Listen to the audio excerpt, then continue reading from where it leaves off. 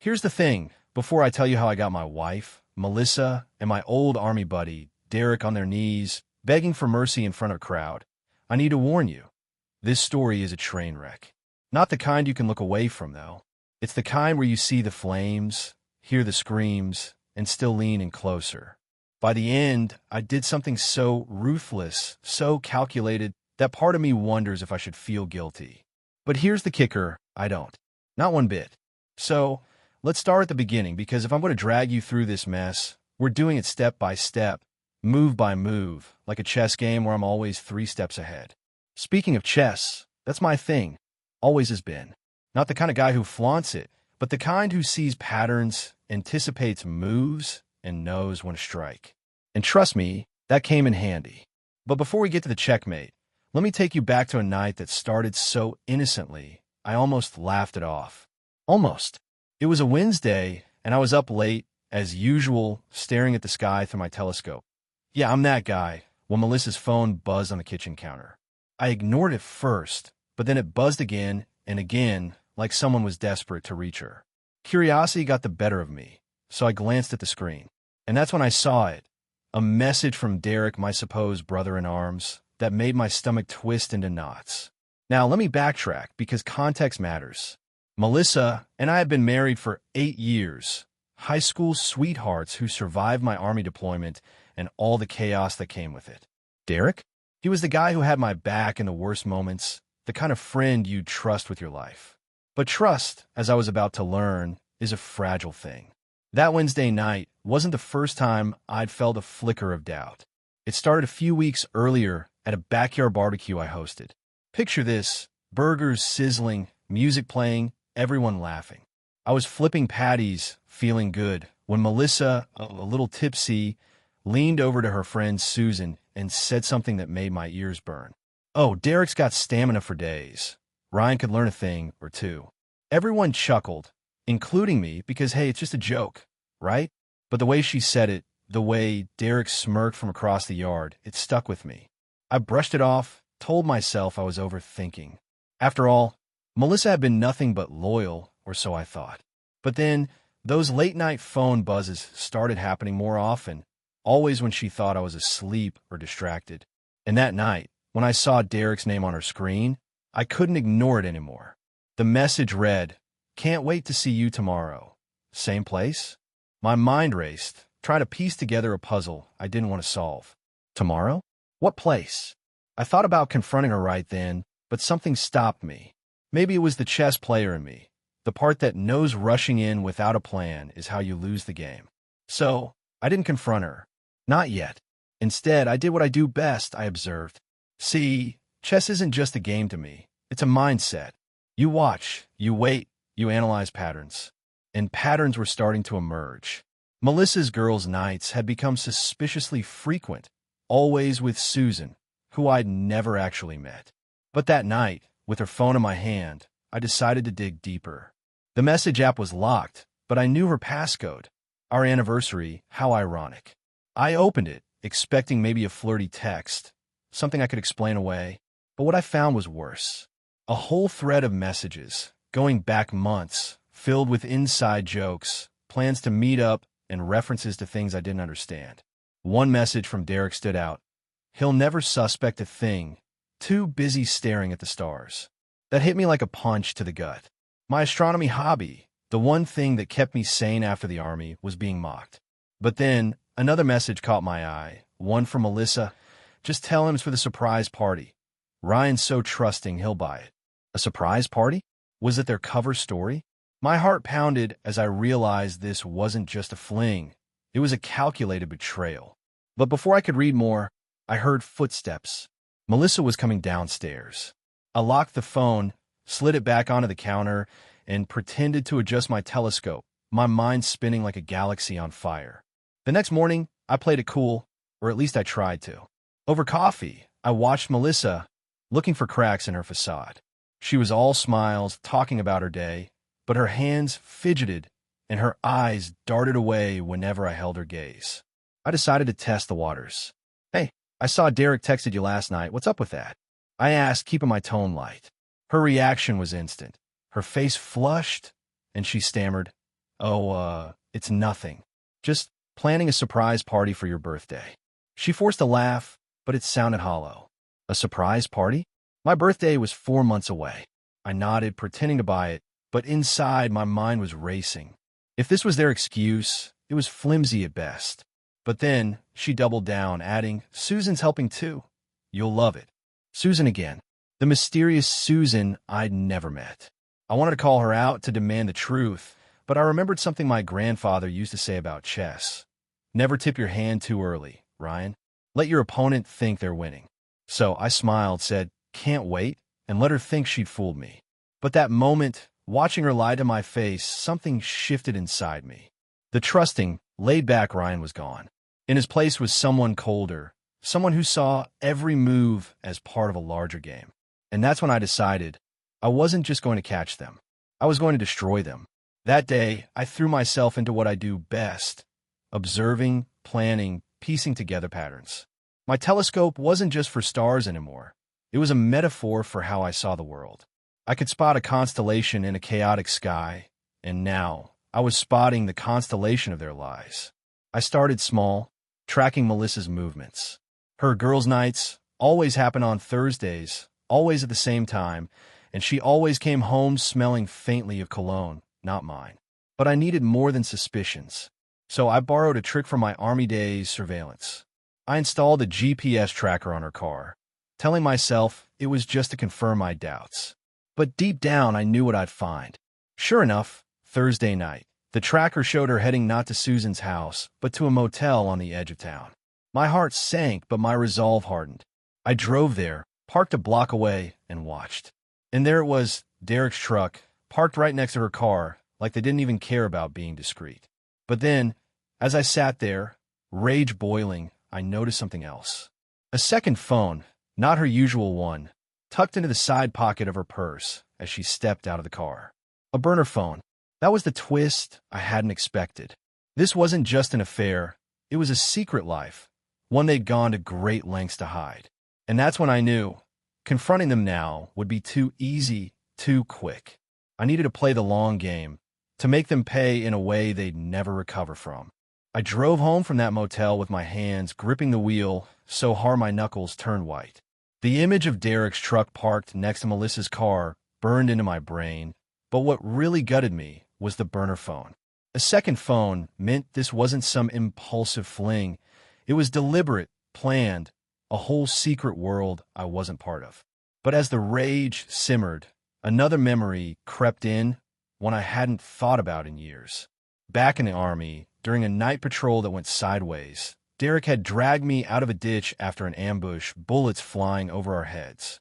He'd saved my life, and I'd sworn I'd never forget it. We were brothers, or so I thought.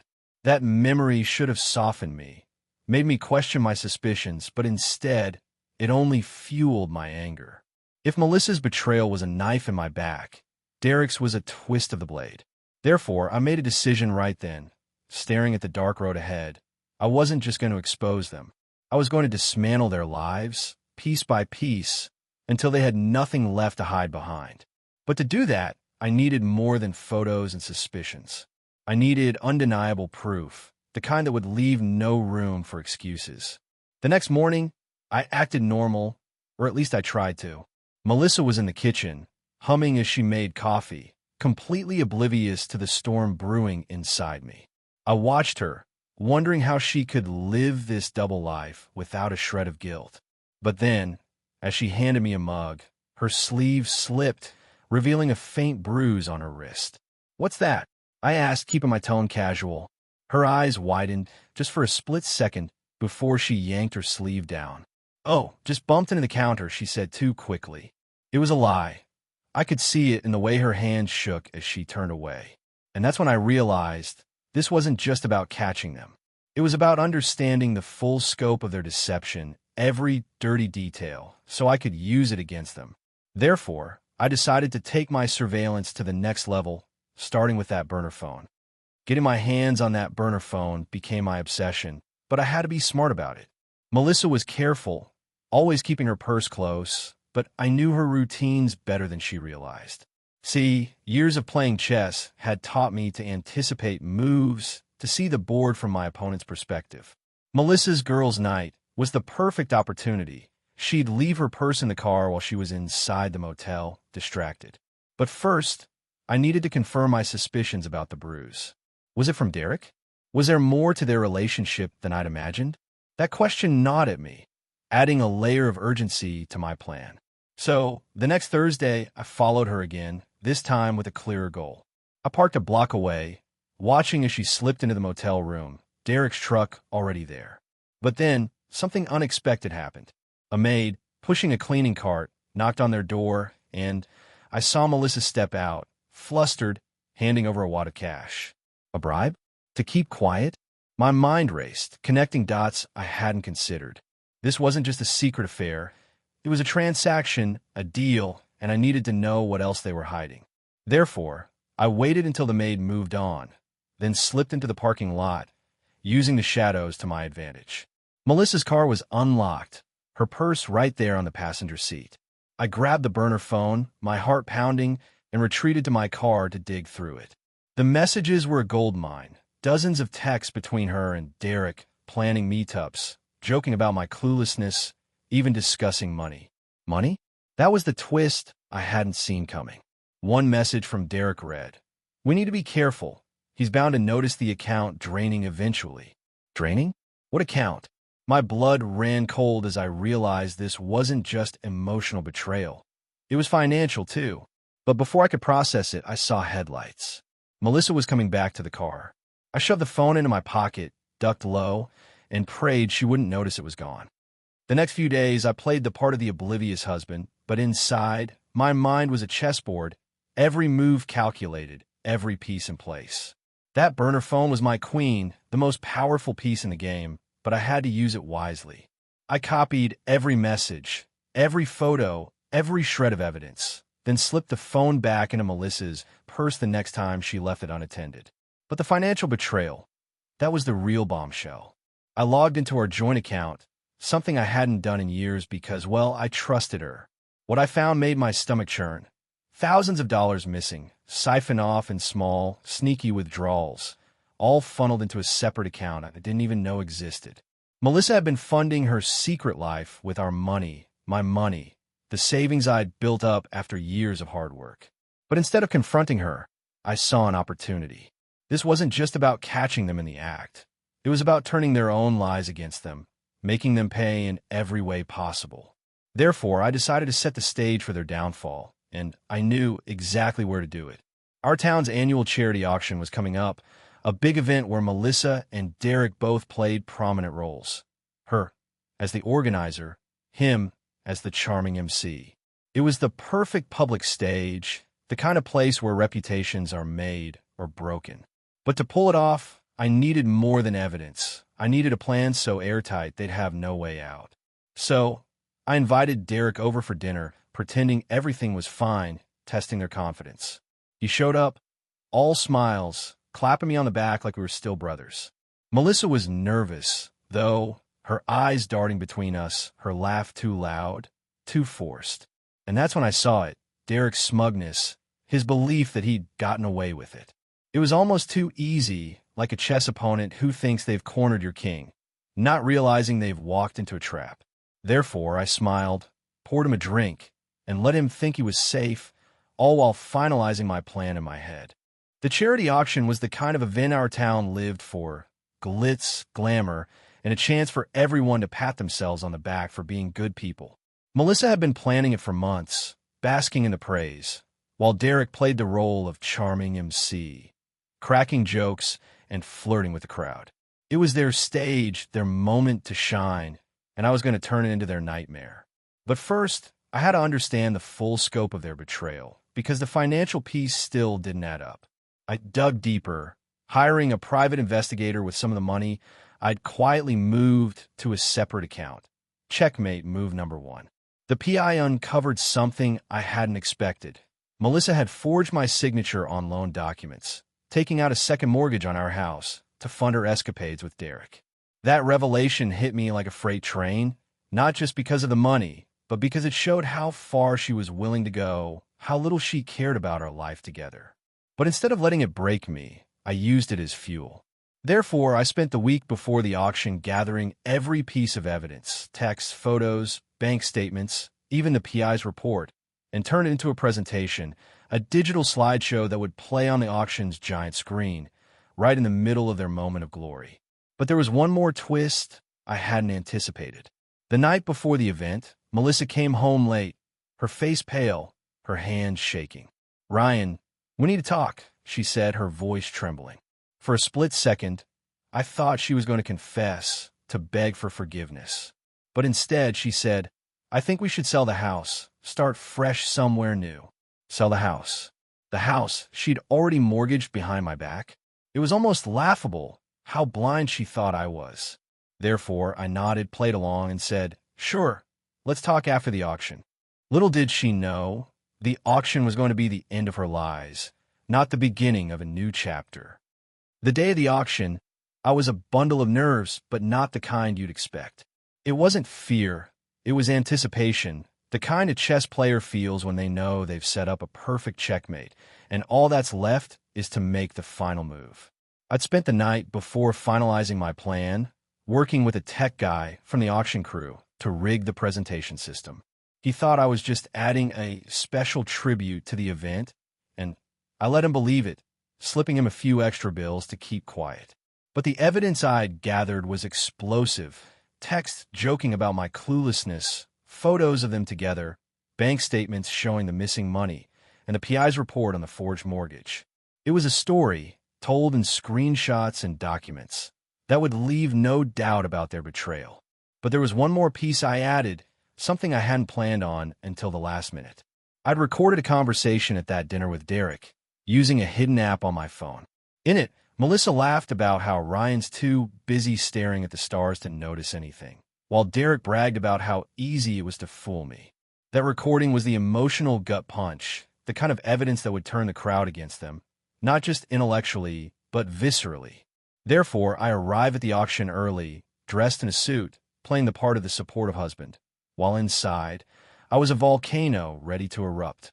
Melissa was in her element, flitting around, giving orders, basking in the admiration. Derek was on stage, testing the mic, flashing that charming smile that made my skin crawl. But then, as the event kicked off, I saw something that almost threw me off, a text from the PI, sent just minutes before. "Found more. Check your email." I stepped into a quiet corner, opened the email, and saw the final twist. Melissa had been planning to leave me after the auction, using the money from the forged mortgage to start a new life with Derek. That was the moment I knew there was no going back, no mercy, only checkmate. The night before the auction, after reading the PI's email about Melissa's plan to leave me, I couldn't sleep. My mind was a whirlwind, but not of chaos, of clarity. I sat on the back porch, staring at the stars, the same stars I'd always turned to for peace.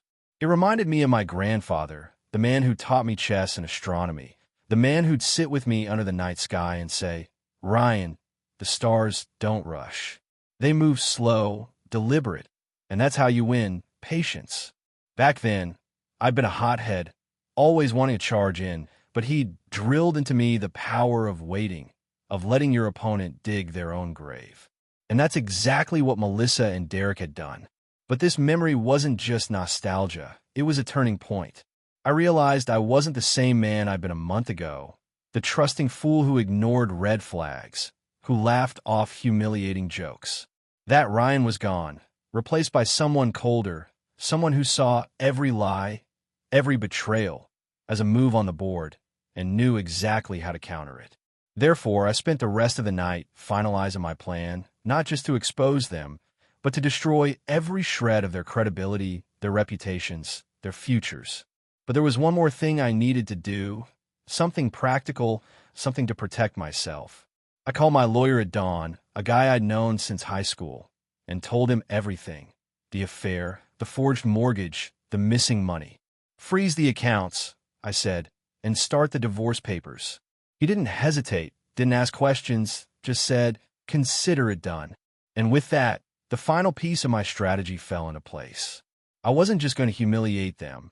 I was going to leave them with nothing, financially, socially, emotionally.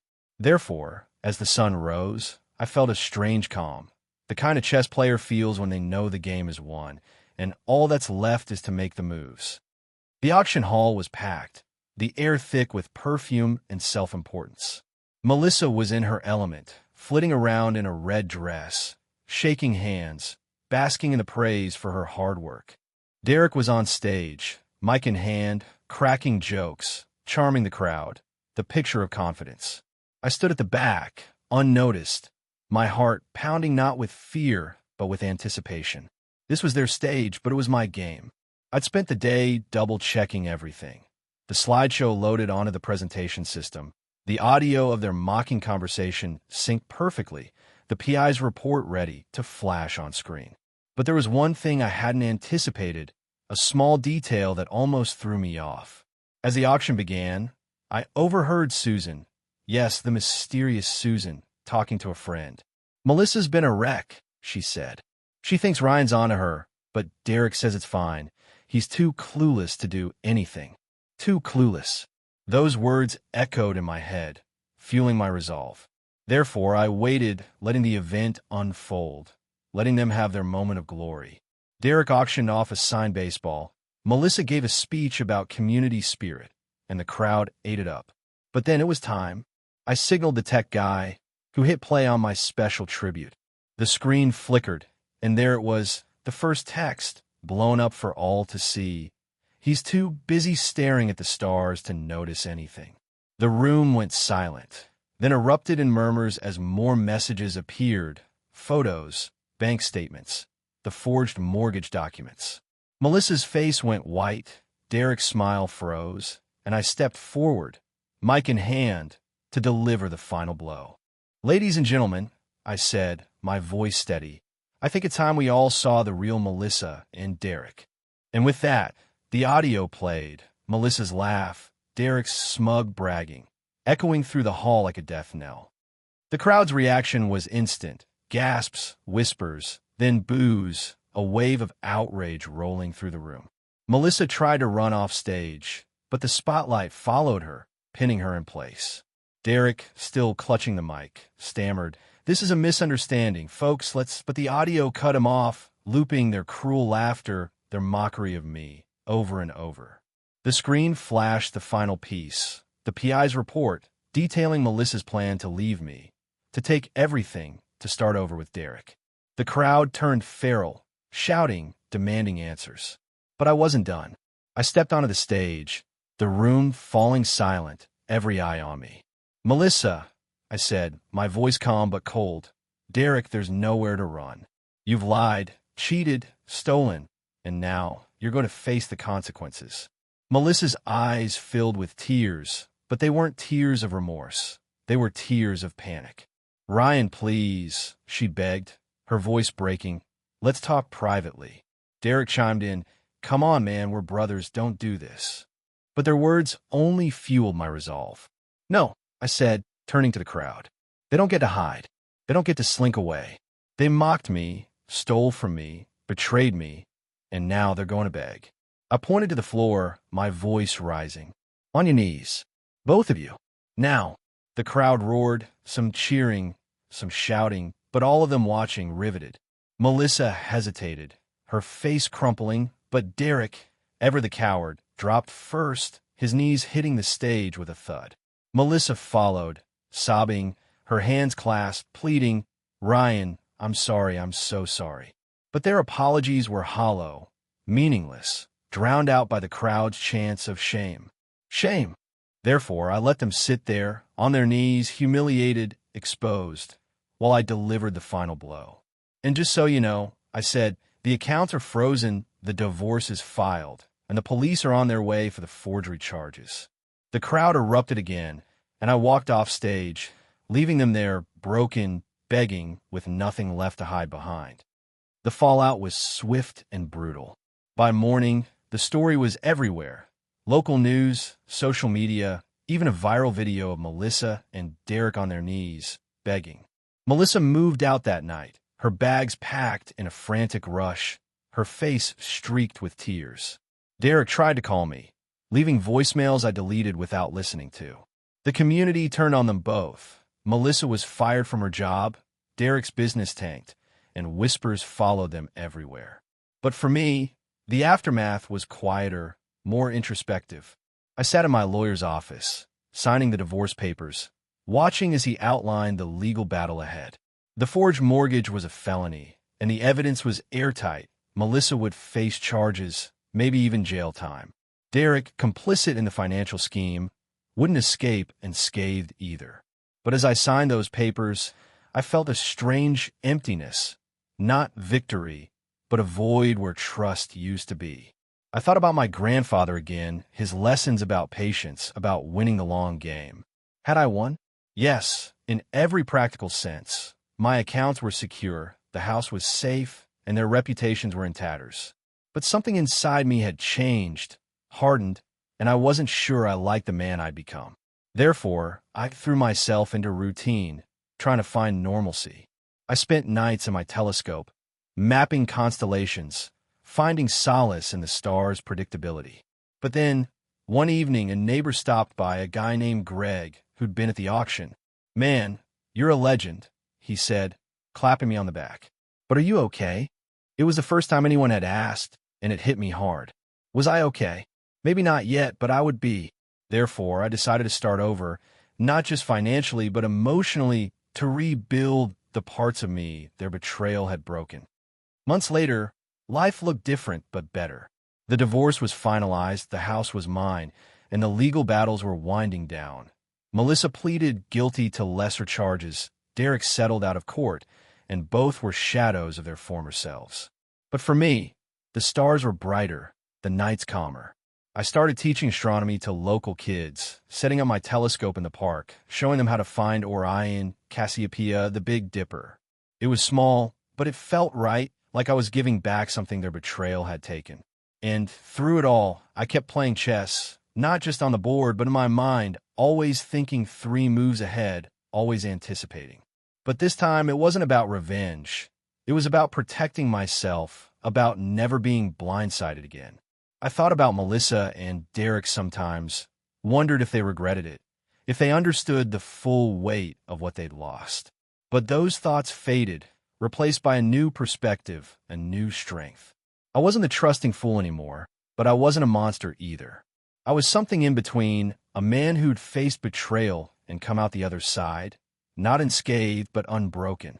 Therefore, as I stood in the park one night, watching a kid's face light up as he spotted Jupiter through my telescope, I felt a peace I hadn't known in years. The stars didn't rush, my grandfather had said, and neither would I. Life would move forward, slow, deliberate, and I'd be ready for whatever came next. Thank you for tuning into Tori's story. We appreciate every single one of you. We'd love to know what part of the world are you watching from right now. Let us know in the comments.